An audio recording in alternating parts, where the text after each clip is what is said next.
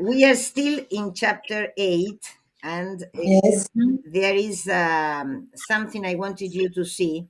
When Joe tells Bobby that he is, well, an eagle, he says, no? The paragraph begins, that night they talked. That Uh-huh. they talked. Found it? Yes. Yes. At the end of that paragraph, then he said, "You noticed my skin, my hair, waiting for her to answer, his hand slow on her body." She whispered also, "Yes, I thought maybe you were a foreigner, that you never come from around here. It's different from that, even more than just a foreigner. You can't guess." "What? How more different? Guess." "I can't. What are you?" And then he says, "I got some nigger blood in me." Found it? Yes. So, uh, you are what? She said. "I think I got some nigger blood in me." "I don't know. I believe I have." Yes. Mm.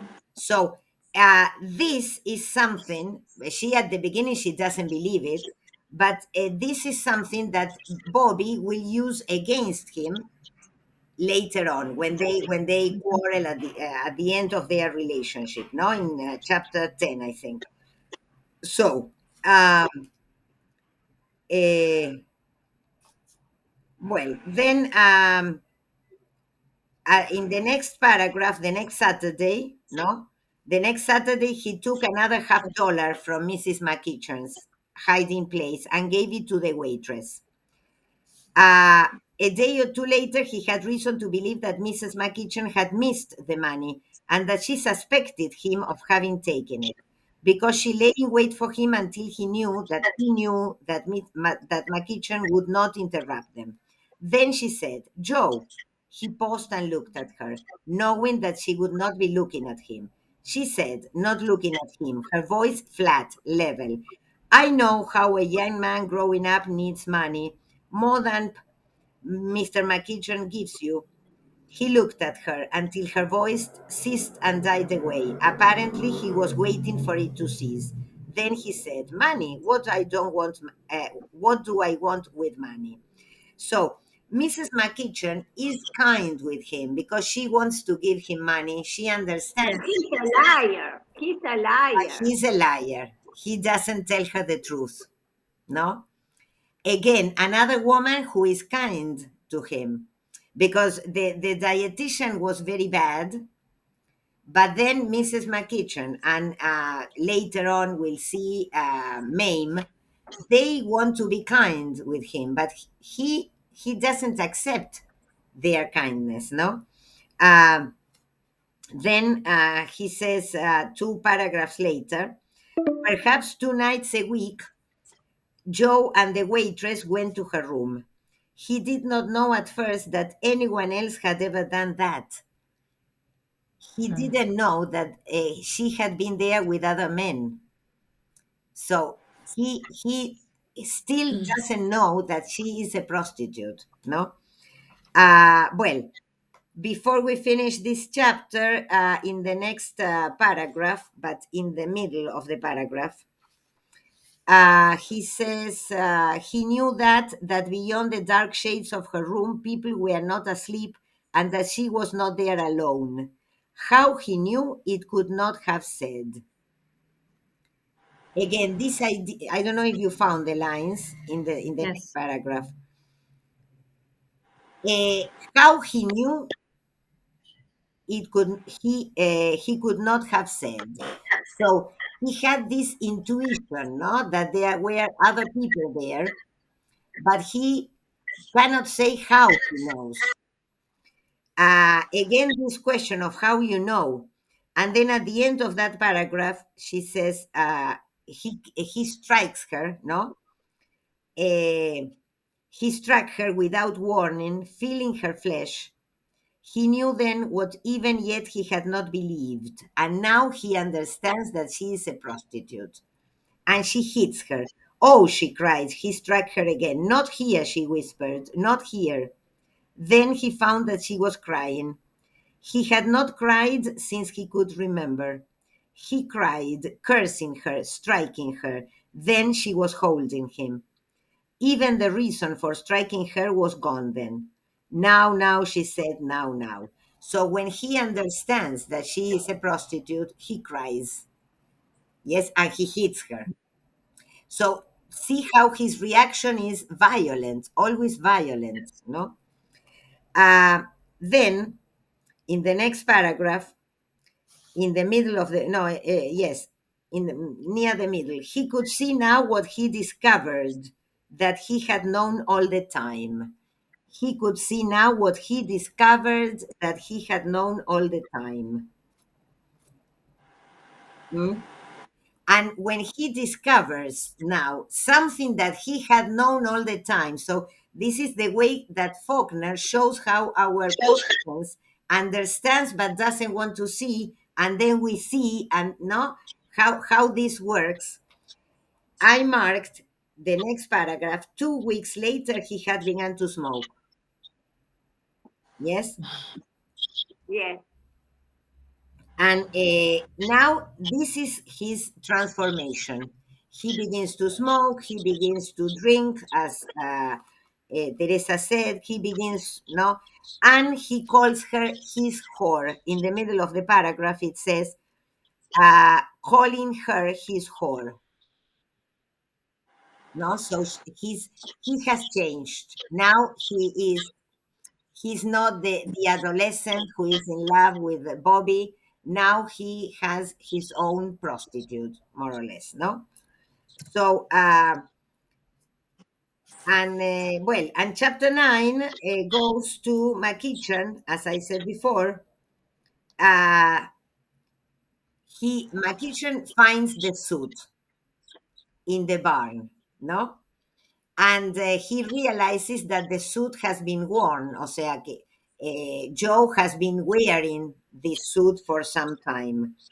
And he knows that this is a mark that he has been sinning, according to his idea of sin, no? So um, he starts looking for a situation and to find what has happened, how he has bought the suit. He looks for the heifer, for the cow. He cannot find the cow. So, of course, the conclusion is very easy.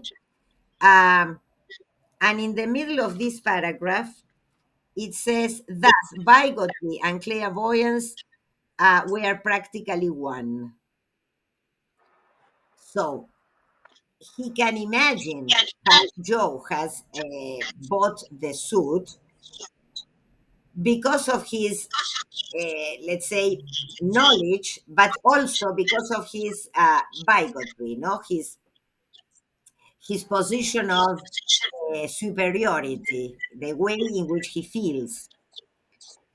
So he goes to look for, and at the end of the next paragraph, the paragraph that says hidden in the shadows, Yes. Yes. well, at the end of that paragraph, again, both omnipotence and clairvoyance, of which they both partook, known destination and speed were not necessary. So omnipotence and clairvoyance, this omnipotence that Mr. McEachin has, and Joe also, both of them feel omnipotent, no? So skip one paragraph, and in the next one it says, perhaps if he were thinking at all, he believed that he had been guided and were now being propelled by some militant Michael himself as he entered the room. So this is the moment when McEachin follows Joe. He follows Joe. He wants to. I mean, he will find him. He wants to hit him. And he feels like Saint Michael, como el Vengador, ¿no? He believed that he had been guided and were now being propelled by some militant Michael himself as he entered the room. Apparently, his eyes were not even momentarily at fault with the sudden light and the motion as he thrust among bodies with turned heads. So imagine how he entered the room. The room was a school. The place was a school where there was a dancing.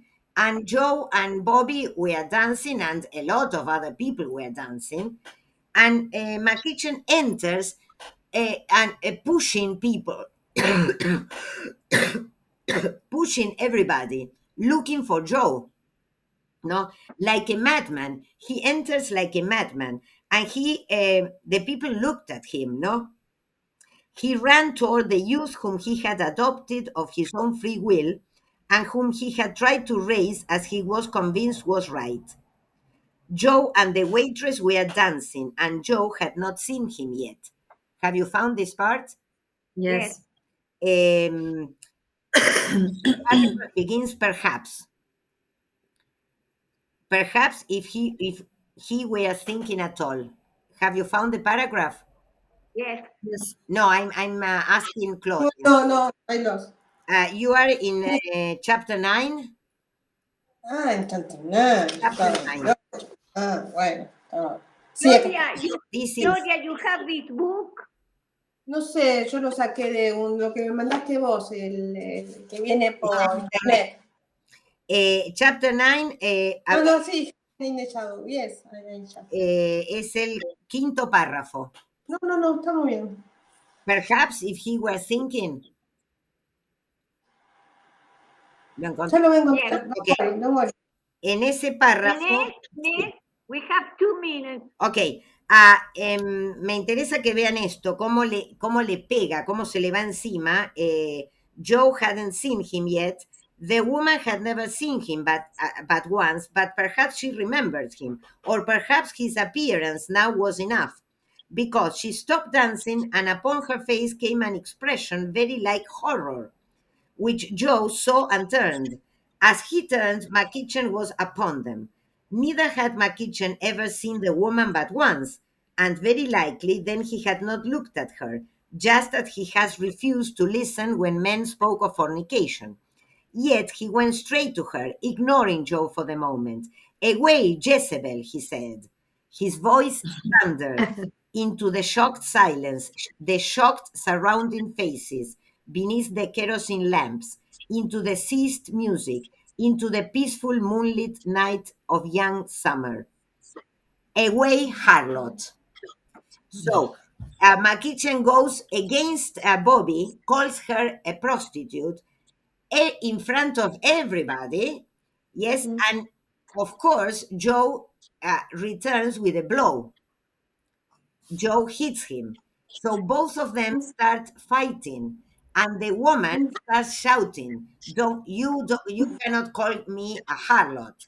Yes. So the situation is a very violent situation that finishes with Joe throwing a